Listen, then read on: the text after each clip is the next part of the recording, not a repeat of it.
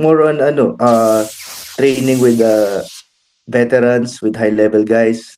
Kaya ako nagpunta rito sa Lions. Sobrang grateful ko na lahat sila tinutulungan ako.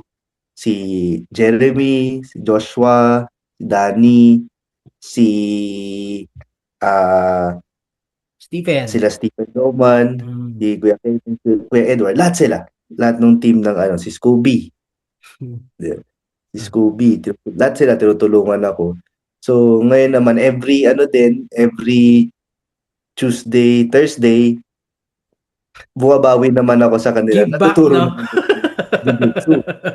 Sabi nga ni Joshua, nagkabaliktad tayo ng mundo. Ikaw naging MMA, ako naging Jiu-Jitsu. Nakakatuwa nga silang makita na active din sila. Ginagawa nila yung part nila as a martial artist na nagiging active sila sa Jiu-Jitsu competition scene locally. Yan.